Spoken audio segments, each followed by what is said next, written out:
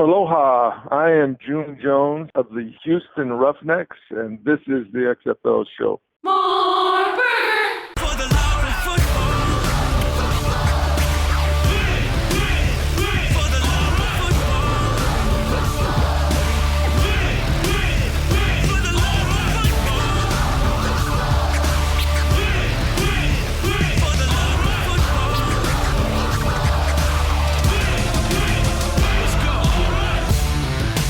If you smell what the XFL is cooking.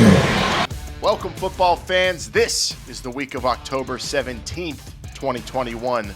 This is For the Love of Football, and this is the XFL Show. I'm Alan. And I'm Bryant. All aspects of the 2020 version of the XFL are now gone, now that the league and former president Jeffrey Pollack have parted ways. Big news this week. This is episode 192. Cutting ties with 2020 pretty much completely now, Bryant, when it comes to the front office of the league. We really are. I mean, it's a different. It's different. It's different than it was a week ago, and I think league. how quickly shows don't age well. I think last week's show didn't age well because of how warm and fuzzy we felt about one thing, and now it is gone. Yeah, if you remember last week's show, we did say, well, they got that guy there at least. That's all covered. Whole new plan that none of us have really any clue exactly what they plan on enacting and what they plan on doing with it.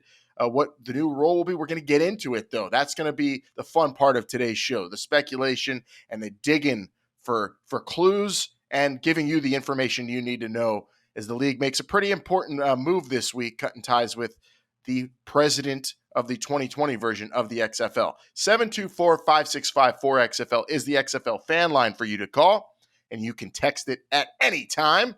Of course, you can hit us up on social media at XFL Show. We do have the DMs open. And this week we are brought to you by Pretty Easy Podcasts. Go to prettyeasypodcast.com right now, and you can get your own podcast started with your own producer at a low rate. Get all the help you need for just a little cash. You can make your podcast sound incredible. You can have a smooth experience, not get tripped up and say, I started it and then stop it. You got someone there helping you every step of the way with Pretty Easy Podcasts. Because they make podcasting pretty easy. So easy that if you want to head out of town, maybe go somewhere far and not actually be within the vicinity of where you're normally at, they'll make it easy for you. You mean a completely different country? Yeah. You can podcast from anywhere. Park zone. bench, different time zone, a different. They're basally available 24/7. So if anybody from the European football, what is that one? The League of European Football, ELF. Yeah, it just ended. 24/7.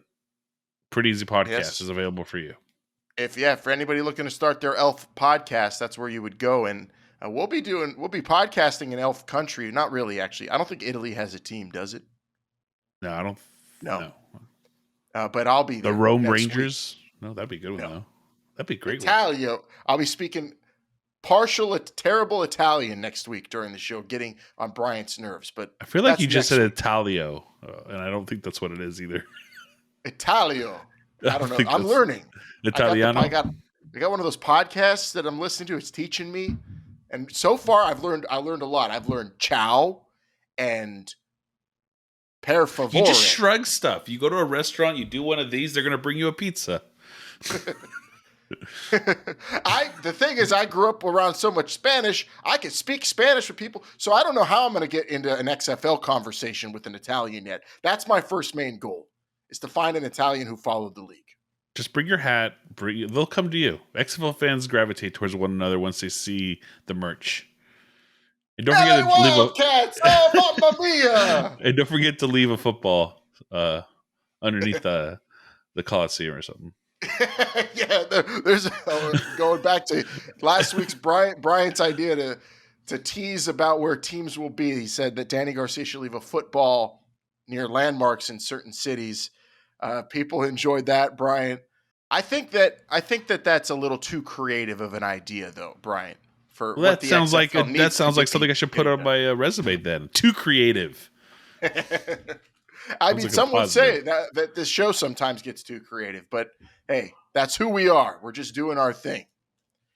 Before we get into this week's show and dink and dunk and get things started, get the ball rolling, really quick, wanted to also acknowledge the passing of someone of the XFL community and the football community at large. We want to say rest in peace to Josh Davis, who was a contributor to XFL News Hub, a huge advocate for spring or alternative football, whatever you want to call it, and players.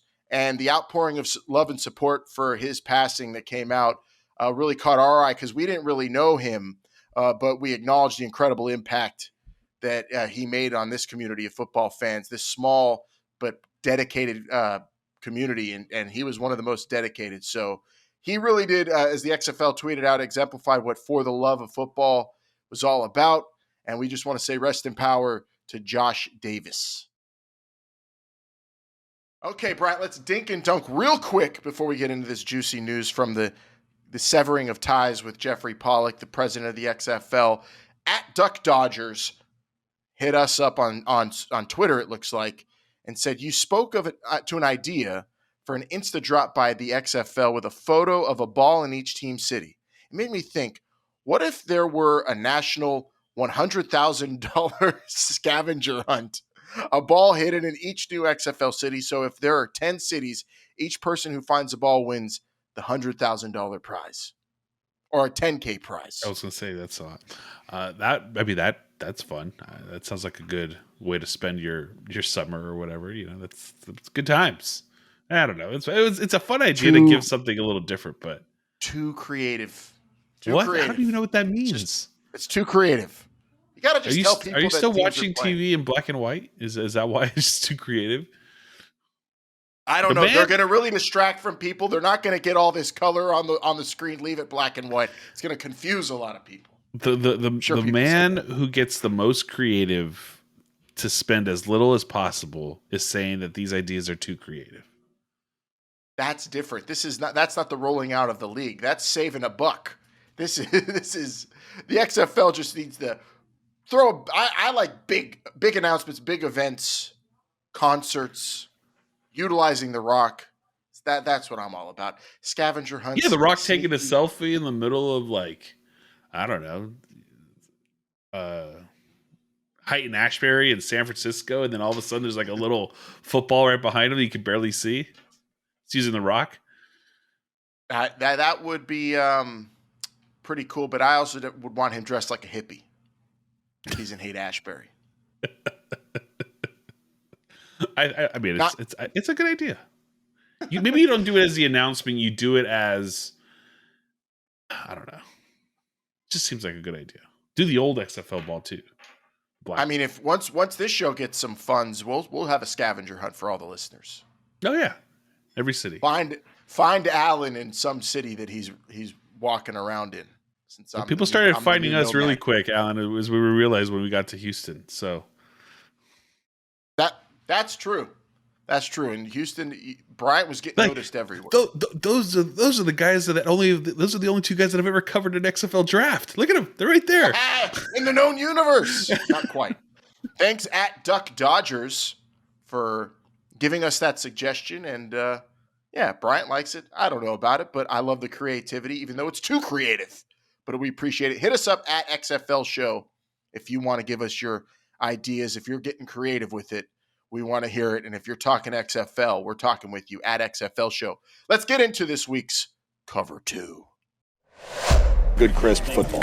Mostly one topic this week, Brian, but we're going to attack it from a bunch of different angles. So first up, the formalities. Ben Fisher from Sports Business Journal reports this past week that the XFL is parting ways and has parted ways effective immediately with league president and CEO Jeffrey Pollack. What was your feeling initially? Were you shocked, Bryant? Because I was shocked, considering how we were talking about that guy last week as, at least they still have him and he's the constant, the thread from 2020 to now. Well, the shock, I think, is who do they have now? I think is where it came from. It's not so much that being in the world that I'm in, you see this all the time, right? New ownership, new management comes in. What happens? They bring in their own people. Very rarely do people from previous.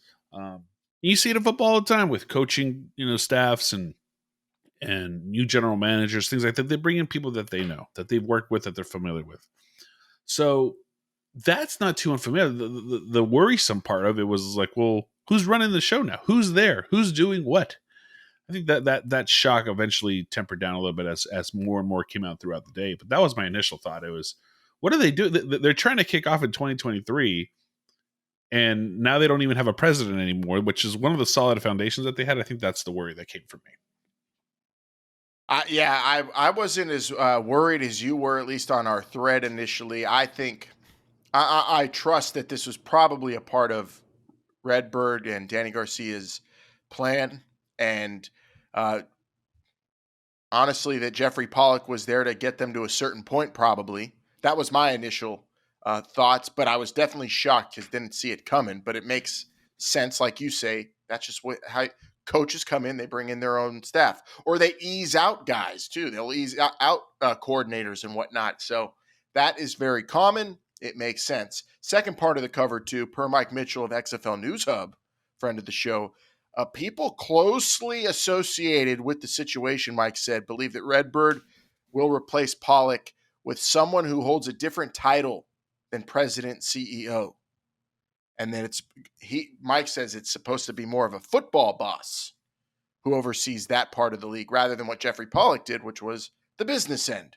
So the business Chief football end boss is all right. First of all, football boss is way better than chief football officers. That's very true. That. I will say the that. FB and replacing is that even a replacement for Pollack if that's the next person who's brought in? That I think that's apples and oranges. This guy was the business end. He was the building relationships with different third parties, different companies that would come in and be vendors for the league and handle the stats, the scouting and whatnot. So football part really wasn't his bag. So I don't see that as a replacement so much for Pollack. He kind of was replaced, I think, by the ownership because they seem to be running the business end now.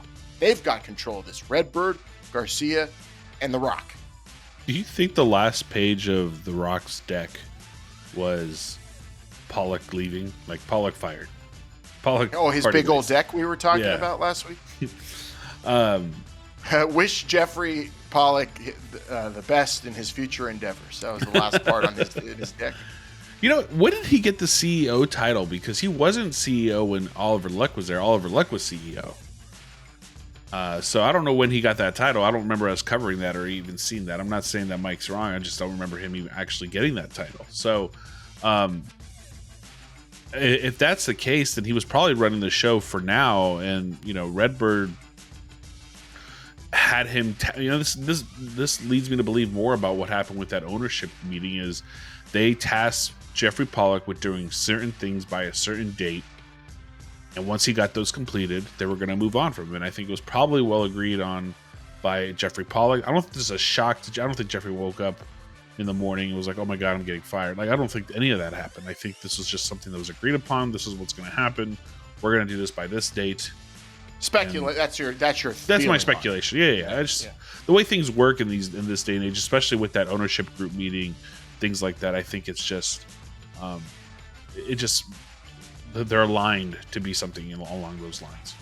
Either way, whether he was let go unceremoniously or this was a planned understanding, if the league kicks off in 2023, if it's successful, if we're all happily talking XFL football, then we do owe a debt of gratitude to Jeffrey Pollack, who may have not been everyone's favorite guy coming out of everybody getting laid off from the league and being really the only employee left over, but also needs to be commended and thanked for guiding it out of bankruptcy along with the new ownership. If they kick off, I will be thankful for the work he did in that regard, because that is something that, why would someone stick around and handle a task like that, a nasty bankruptcy situation, getting this piece of property to someone new that probably no one really wanted at first glance? guiding it through, getting it set up, propped up to eventually kick off, hopefully in 2023. That's a tremendous job if that ends up happening, that he will definitely need some credit for sure. Yeah, I don't know if he'd get a conference championship trophy named after him, but definitely some gratitude towards, not because of anything that he did or didn't do. I think it's just more of the stigma of, hey, who is Jeffrey Pollack? Well, he's the guy that, in 2020 lasted and then laid everybody off.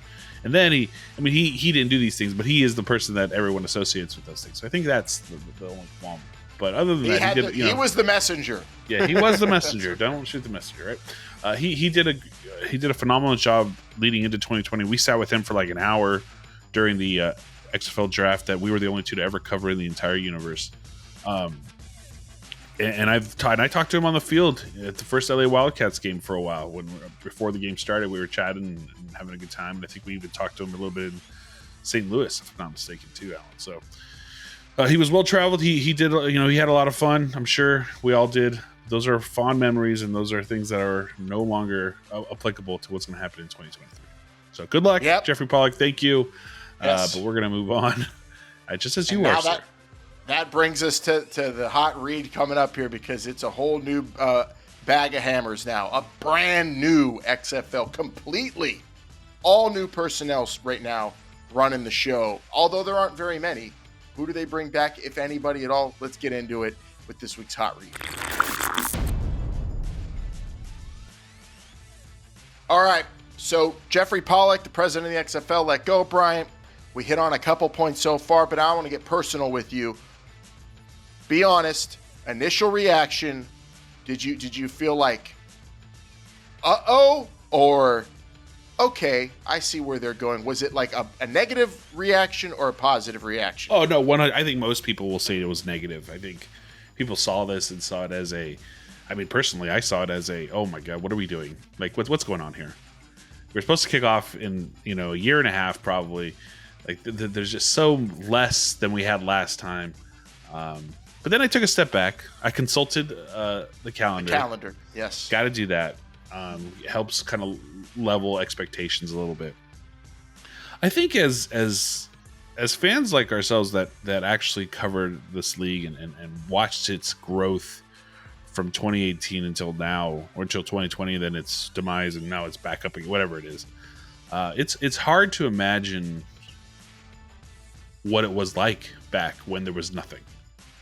And I think that's where our heads are at, and it's going to be negative anywhere you hear about this. But hey, yeah, the XFL was in the news the other day. Why were they in the news? Oh, didn't they get rid of their CEO or something like that? Yeah. It's just a constant negative blow that the XFL seems to be getting. And, you hear the CFL news, you hear this, there's not a lot of positives in the up and up. So it is a little defeating. I think that's where a lot of people's heads at. But if you take a step back and kind of look and see where we are and what needs to happen and what's going to probably be happening here before the end of the year, most likely, is I think we're okay.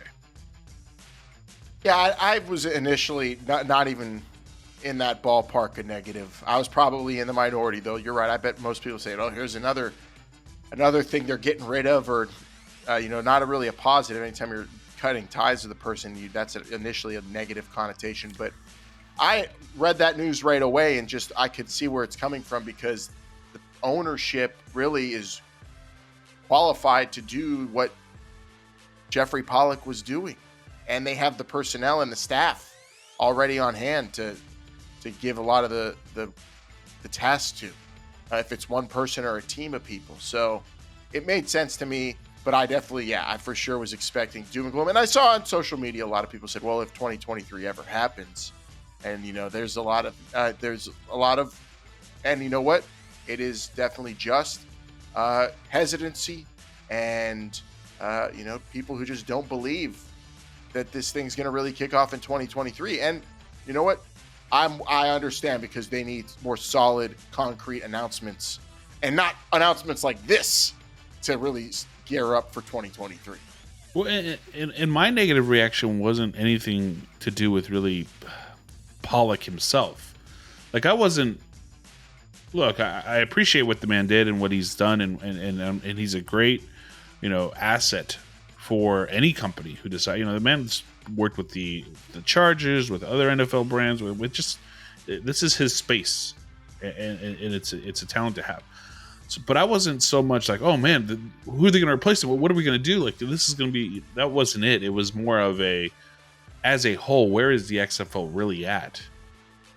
And I think, it's kind of interesting because Danny Garcia, The Rock specifically, they're very image based. What's my image? What do I look like in the public eye? And I would feel like the XFL is in that same realm where how are we looking in the public eye? How are we looking to everyone? And right now that scale is not very high.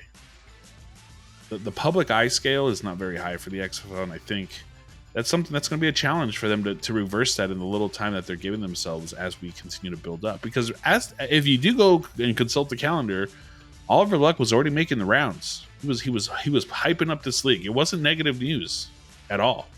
Nothing bad was happening at this point. And I will say that at this point in 2018, there was no really bad news going in. It was more of how are we building this? We're putting staffs together. We're going to change rules. We're going to do this.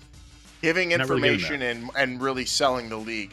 Well, one thing I think they're going to rely on is the status and image of The Rock and Danny Garcia, because once they go full bore on promoting the league, I mean, they'll instantly, with one Instagram post, be able to do the work Oliver Luck did doing radio hits for a handful of months. Tenfold. I mean, it's going to dwarf it. It's not even close, right? It's going to be The Rock one Instagram post is going to be a month's worth of radio hits by Oliver Luck. Like, I get that.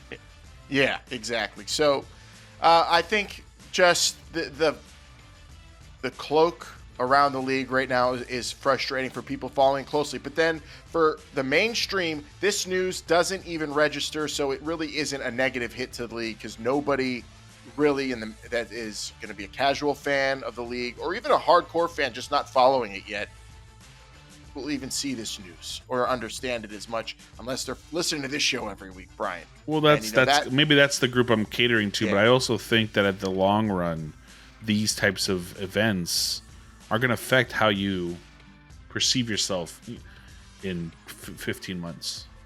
Right now, you should be speaking about what you're trying to do, and right now you're speaking about replacing your president. And this news that wasn't really announced by the league. It was broken by the media. So this is not something they're very happy, of course, to announce. But they can move on from it, and they will move on with a totally new team. Or do you think they'll bring people back? Because now nobody from 2020's left officially. I know Jeffrey Pollack had brought some people back to work with them. I think the president of the Guardians was back helping him in some sort of capacity. But you're right, not a lot of people are back. Does this severing ties mean his whole office is gone, though? Like, what does that mean? I mean, in the main roles, there is no one from 2020 left. Football ops, business, ownership, it's all gone. Do you think we'll see anybody brought back from 2020 that was in an executive role? An executive role? No. I think...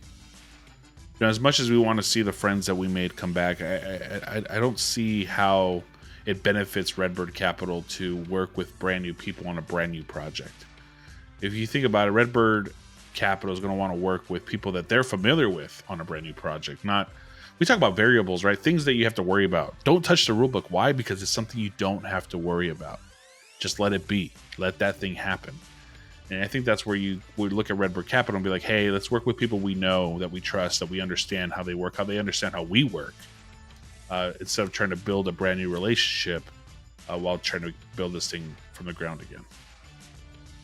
I'm with you. And actually, moving forward, because you got it in there, our token Bring Back the Rule Book a moment on the show. And we're going to need a pretty easy podcast starting next week, I think, to put in either a caca or some sort of signifier, just a ding, just to make sure everybody knows. That was your Bring Back the Rulebook moment of the week. Because it's coming every show. Believe me. Believe that. All right, well, let's see what seems likely then. Let's look at it then. Put it all out. It's all in front of us now. Jeffrey Pollack's gone from the XFL. We have new ownership, new people. Replacing him with a football guy, as Mike Mitchell said, is where the wind seems to be blowing, and leaving the business side of it to whom? What do you think that looks like? Jeffrey Pollack's actual job, because he wasn't doing football stuff. He wasn't making football decisions. Yeah, I don't really understand the whole replacing him with a football guy thing, because you have to replace him. So you're not really replacing him. That's what I don't understand. Either unless they already have someone who's doing the role, how do you replace a president? You can't have that job just be vacant. You can't just have that spot in your company be vacant. I'm sure they're replacing him with somebody. So just replacing him with a football game guy doesn't really make too much sense to me. But either way, it's probably going to be a Redbird Capital familiar face that we don't know too well, but they do, and he's going to make the business decisions. And as far as the football guy goes, football boss, FB, head HFBIC. Can we do that? Head football boss in charge. Yeah, I'm for it. I think it's going to be someone who is now going to start tackling the creation of teams, of staffs, of all that stuff that Oliver Luck probably had to deal with. Because the more I think about it, I don't know how much Oliver Luck really dealt with the day in day out business aspect of the league, other than trying to stay within a budget. Yeah, this is going to be interesting to see if that person's even publicized or how it's publicized, the business end. The football person is who they're going to market, who they're going to put out there in front of everybody, and that's who they'll care about. Chief football officer, football boss, whatever they want to call him. But then also, Jeffrey Pollack was the point man on a lot of interesting endeavors the XFL dipped their toe into that eventually became parts of the league and partners with the league. Champion Data, who was in charge of all the statistics in game and delivering that in an innovative way. Elevate Sports, which is involved with ticketing. You had scouting, that was brought on in an official capacity. You outsourced to a scouting with Eric Galko. Eventually, Optimum became part of the league. Obviously Redbird has those connections. They're going to be able to find those partnerships. But will they be the same partnerships? Do they carry over? We have no idea. Well, and you got to feel that some of these partnerships want nothing to do with the XFL. Why? Because they didn't get paid. That's just the reality of the situation. Like, there's going to be some of the Elevate Sports might want nothing to do with the XFL. They might want something to do with Redbird, and maybe that's how you save these types of relationships.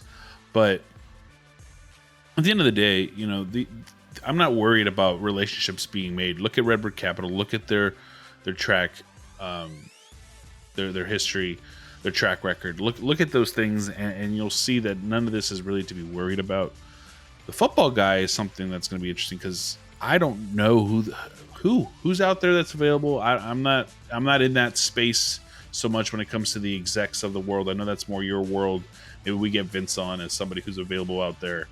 To really lead this charge, because what are we looking for? An ex commissioner of a conference, an head ex of a VP team, within the NFL, GM. Yeah, I vote Phil Steele is my official vote. If you're a college football fan, you know Phil Steele. He'd be tremendous. Nobody loves football more than him, I think. So that's my vote. But yeah, who knows? It's going to just be a really hardcore football addict. It's going to be a guy with a lawyer background like Oliver Luck, who also, of course, played the game. Where do you find those people, too? That's the tricky part. It's got to be someone that's perfect, because Oliver Luck was a perfect fit and did a hell of a job. You need that person who is the face of the league as the commissioner, or whatever you want to call it. That person needs to be an exceptional person. And they have now cut ties with many exceptional people involved in 2020 that brought it off the ground. Are there more of those kind of people out there? That's what we'll find out next. There are people in-house within Redbird.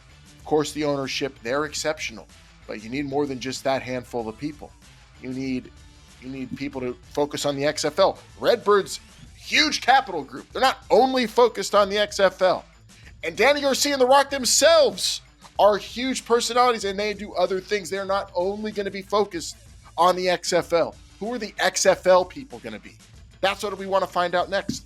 And the only XFL person that was working alongside new ownership now is gone. So wow, do we have another thing to look forward to on the calendar, Bryant?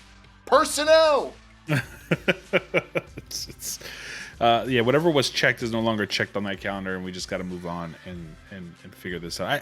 I'm not worried. It's just, you want some good news. At some point, you want some good news. You want good things to start happening for this league because you know what it can be. You've seen it, and I guess that's probably where a lot of people in our realm are at right now.